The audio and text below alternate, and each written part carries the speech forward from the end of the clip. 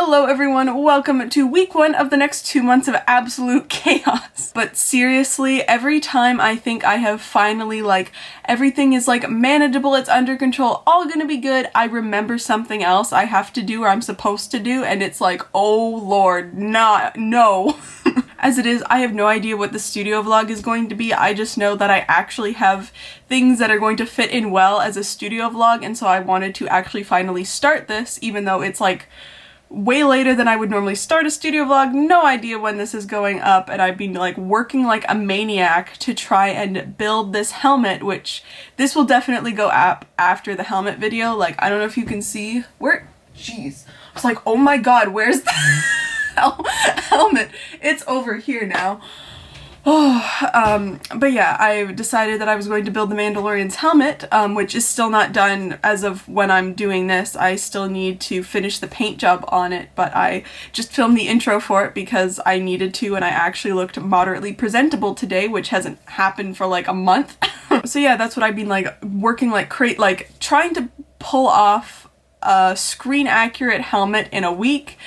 As a video, not the most brilliant idea, but I knew that I wanted it up on a particular day, and all of a sudden I look at the calendar, it's like, oh, that's a week from now. So that's what I've been doing, but there's all of this bunch, for most people, I'm sure, especially self-employed artists, and definitely November and December for a lot of people is the craziest time of year, and as usual, craziest time of year for me too. I want to make so much video content. As usual, October is just a mega fail. It never fails. Every single year for the past 3 years, October has been an absolute fail content wise for me. It's ridiculous. 2 years ago, I made the studio basically, so I had no setup, the world was in chaos, I was putting flooring in and building furniture, and it was just chaos getting the studio built, which obviously is awesome and I love, but that was all of October that nothing got posted. And then of course, November, December, always the chaos. Last year, there's a bunch of crazy personal stuff going on, and it just didn't happen because I had all of this other stuff going on at the same time too. This year, obviously, I took that trip, got crazy sick. There were a few days where I was on the edge of coming down with pneumonia, which obviously not great, and so that took me 2 weeks to kind of get over, and then it's November again, and yeah, fails all around. But one of the main things that's kind of needs to happen in this week, especially after that helmet gets done, it's free for all for store stuff.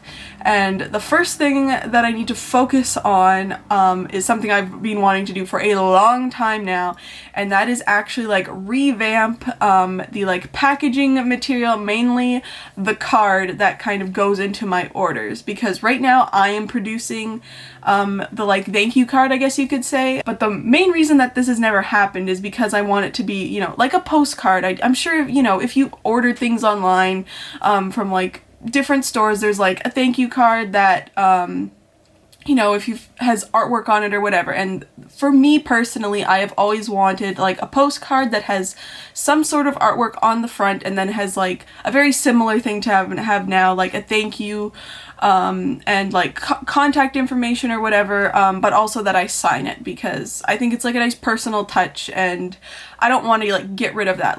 Signing all of the cards is perfectly fine, totally okay with that. It's producing them that's the issue. But basically the whole reason I've never done this for a year is because I have never been able to decide on the artwork on the front. Because my logo is kind of boring, and I feel doing anything that's super Studio of MM branded is I'm sure lots of you would not mind that and like it, but for me it's just kind of I don't know, gaudy and self pat on the back, and it's just no. But finally, I think I have thought of an idea that I was actually working on for something else, but it's this would be a cool thank you card idea. It would work the whole idea is that these postcards, if someone really liked the artwork in them, you could frame it. I want it to be a nice piece of artwork that's also a thank you card basically. And I personally, there was no like particular painting that I kind of wanted to slap on this card that I want to order like a fairly significant amount, because you know it is cheaper to order larger quantities at once than like completely stocking up. So in theory I'm going to have this card for a while, so I don't want it to be any like artwork that in like a year or 2 years time, depending on how many I have left over by then, that I'm not like a fan of or I want to change or whatever. So something like a timeless that I thought was a good representation, like it wasn't too specific, and I just couldn't think of any particular painting that I already had done that I wanted to put on this card. But finally, I think I have an idea. So first I need to figure out like what I'm going to order. I think I have in mind like the specs and like the kind of idea, but I'm gonna like hop online and kind of figure out exactly what I want to order so that I can develop this design to fit the product specifically. So I ended up going with an art supplies theme. I drew up all of these individual watercolor supplies on my iPad Pro. They're actually all based off of supplies that I use all of the time, so it's kind of just a fun little tidbit thing. Obviously, I love talking about art supplies, and I just had this idea come to mind, and I thought it would make a really cool thank you card front. I wanted them to all be pretty minimalistic because I was planning on kind of creating it like my avatar, so like flat line work that is actually my like galaxy branding background kind of thing. So I spent a lot of time trying to figure out the configuration for these art supplies. You know, I didn't know if I wanted them to kind of be scattered or more linear. Ultimately, I decided that more like linear and organized was probably going to look better in the long run. They are pretty, you know, the shapes of all of the supplies are pretty straight, and I just figured it might look a little too messy if they were skewed all over the place. So most of the time was spent fighting with the configuration and kind of trying to get everything balanced and lined up. This was kind of like putting a puzzle together. I didn't want too many of the same graphic close to each other, and certain areas looked kind of weird because there were more spaces between them, so it was an interesting challenge. So once I was finally happy with the configuration, I merged all of the supplies onto one layer and then created a clipping mask with my galaxy pattern that just overlays over them, making it look like that design. So this is what the finished front of the thank you card looks like. They are all ordered and I should have them in a week or so. So if you order anything from my store in a couple of weeks, you will get one of these. So it is a couple of days later now, and as you can see, the helmet is fully finished. If you are interested in seeing the process, I basically made an entire video on how to make one of these and how I personally made this. So I will definitely card that above. It's one of the last videos on my channel. But now that that is done, I now don't have a spot for it, which is an unfortunately somewhat normal occurrence around here. I'm going to take you over here. The studio is just generally in chaos as well, but as you can see, the other Mandalorian helmets are in these cubes, and the cubes are kind of in a catastrophic state. Those Legend of Korra statues just kind of got shoved there because I needed to make room for something else. And this cube has always been a disaster. And so what I think I'm gonna do, I'm gonna do a cube clean out. The kind of plan is, that one is obviously kind of the most catastrophic one, so I think that's gonna need to change first, and that's gonna become a new helmet cube. But like I said, other than that, the studio is fully catastrophic. It's seen better days. It's not the worst, but obviously I have all the building supplies from doing the helmet there that I need to still clean up. So yeah, that's what my afternoon is going to be.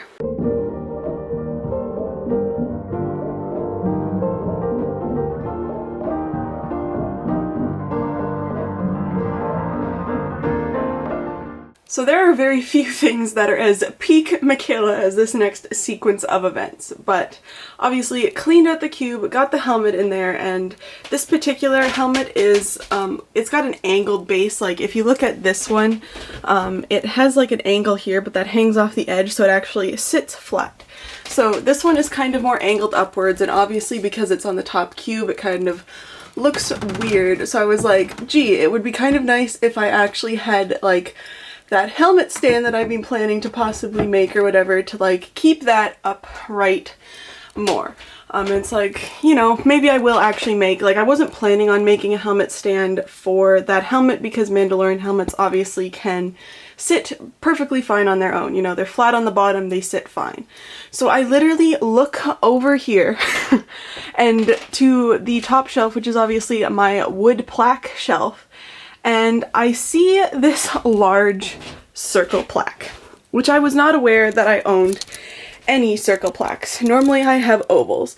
It's like, oh my god, I have one of these already? That's like what I was gonna go after for a base for this helmet stand that I wanted to build mainly just for painting helmets, because the only one I have right now is the one that Embo's mask is on, and that's kind of like a nice one, and you know, I don't want to keep taking my mask off of that to then, you know, cover that to have to paint on it and try not to get it disgusting with spray paint and whatever else. So I was planning on making my own one, so it's like, oh my god, I have a base already? I bet I don't have any circles. And then I also found a little circle plaque, and it's like, okay, so there's those two things, but what kind of pole situation do I have going on? And I found this in the basement. I'm not entirely sure what this is left over from. It's pretty thick, so I'm gonna say possibly Electro Ripper, but it might be from my bow cross. So not entirely sure what costume piece this is left over from, but I think this is an inch, if it says. Yeah, it is an inch diameter pole, which is pretty sturdy, and so I'm now going to like completely segue off of everything that I was planning on doing right at this moment and build myself a helmet stand.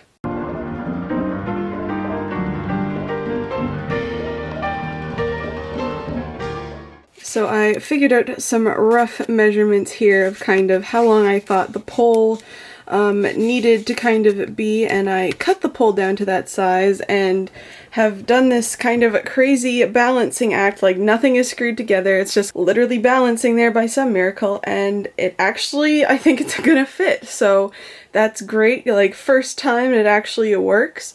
So now I'm actually going to assemble the pieces that are underneath this that, yeah, if I, nope, not happening. As you can see, miracle that it was balanced. But yeah, all of these pieces I'm now going to actually assemble.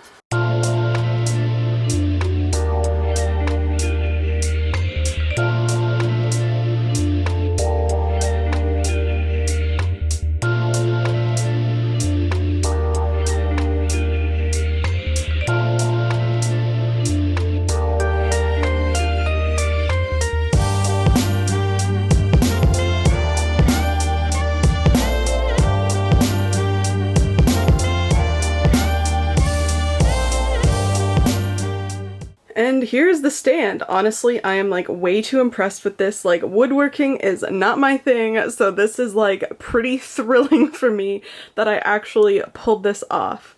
So I guess now the true test is, will this actually fit in the cube with the helmet on it?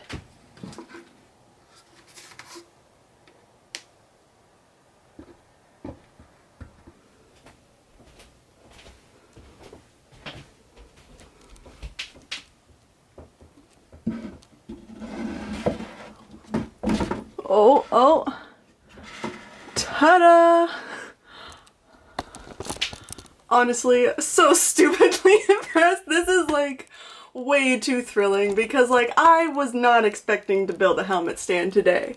So the real question is, do I paint it? So clearly I did indeed decide to actually paint it. I just figured I still had my like spray booth set up and everything good to go, black spray primer and all of that, so I figured why not spray it, since you could actually see the base quite a bit in the cube. So yeah, that is the finished DIY helmet stand.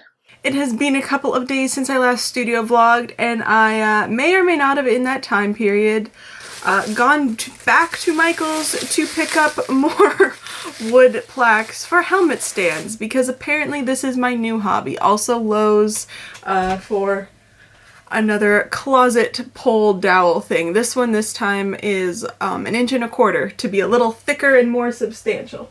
But yes, apparently helmet stand building, my new hobby, but I decided that I wanted to make one for my custom Mando helmet. You saw in that other clip, it sits on top of the one cube, and it's angled a lot. Here, I'll show you if I move these plaques over. So this one. This one is my custom Emphas Ren helmet design. And this particular helmet is pretty angled on the bottom, so it sits upwards like that when it's sitting on top of the shelf. And because it is up higher, it's a weird angle. Like if this was sitting down like this, it's not, like it looks cool, like it's kind of facing up, but because you're like this, it's like looking upwards and you can't see like all of the work that I put in. I don't think I've ever actually shown this on camera. But yeah, there's all of this engraving on the top, and you can never see it because it's always angled upwards. And I figured, you know, I did put a ton of work into this. It's my custom design, so I figured it should get a helmet stand as well, especially because obviously these things are super easy to make and also not that expensive to make either. But because this is like completely custom Mando design, I figured it should get a customized helmet stand. So this one we're gonna make a little fancier. So this is what I picked up from Michael's. I ended up going to a couple of them because they actually didn't have the smaller circles that I used for my first one. This one is slightly bigger, but this helmet is quite large, and it's also padded, so a larger circle for like the top mount piece that the helmet actually sits on, I figured would not be a bad idea, and I can save the smaller one for the helmet stand I will inevitably build to be like the paint stand. So when I'm painting helmets and whatever, because that's what I originally thought of as being the concept for building helmet stands, but clearly it's turned into more than that. They also at Michael's had this larger circular plaque, which I'm gonna assume because it is a pre-drilled hole is normally for a clock, and this helmet, like I mentioned, is the largest of my Mandalorian helmets, and so I wasn't sure if I was going to need the larger one, but I also picked up two of the size that I used for my first helmet stand that I made a couple of days ago. So lots of options here for building helmet stands and stuff. So yeah, I guess I'm just gonna figure out how tall I want this stand to be and actually start building this.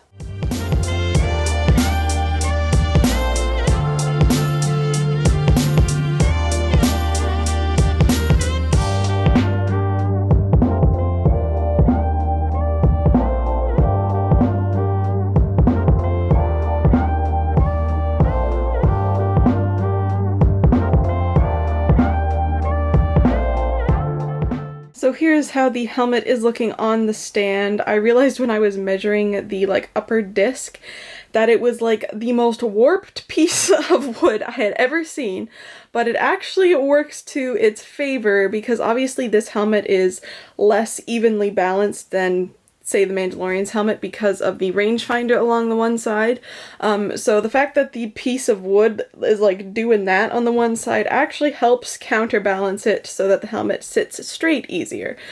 So yeah, I'm going to now start painting this stand since I personally like the height of that. It gives it a little more room at the bottom so that you will actually be able to see the designs that I put on the base. I just wanted to show you kind of the test fitting of what that looks like. I went back and forth quite a bit with the concept of the design that I wanted on this helmet stand. At one point I was going to put the design on the base and then kind of assemble it, but ultimately I decided on just the text that says Emphas Ren because it was on my pin and it just kind of made sense to me to have that text on the helmet stand. It was kind of a cool nod to the pin, which was such a kind of big part of this costume.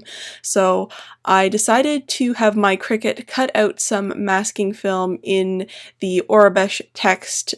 And I figured it was going to be way easier and less of a hassle if I just painted on that text with some metallic paint by hand as opposed to spray paint.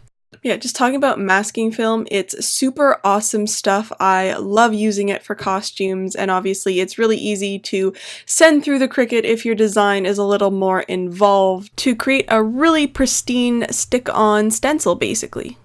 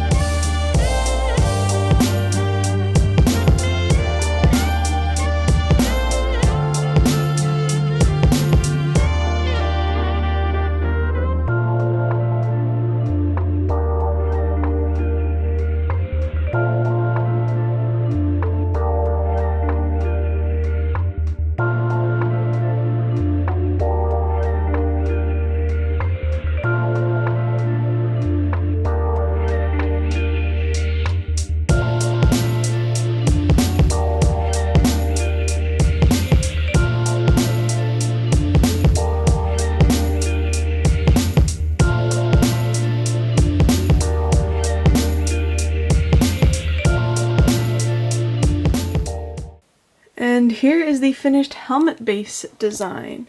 I also decided to install one of my special pins that I had made specifically for this costume. I figured, you know, I have a couple of extras left, why not put one on this stand as like a cool little like metal detail on it. So yeah, that is how it looks. Most of the paint went on fine, just basically that one letter there. The wood was really rough and so it kind of bled a lot there, but other than that the masking film worked great for all of this, and the black you can see is just a few touch-ups I made. The paint's still a bit wet. I also actually installed feet on the bottom of this. I did this for my first one too, I just didn't film it. They're just these bumpers that you can get a whole bunch of, and yeah, they work great. It's just basically to kind of stabilize any kind of possible warping in the wood and just kind of protect your surface from the screw that's on the bottom. And here's what the helmet looks like on the finished stand. And that's actually going to be where I finish this week's studio vlog. I think I better stop it here before I get into more DIY trouble. But thank you so much for watching, and I'll see you in my next video.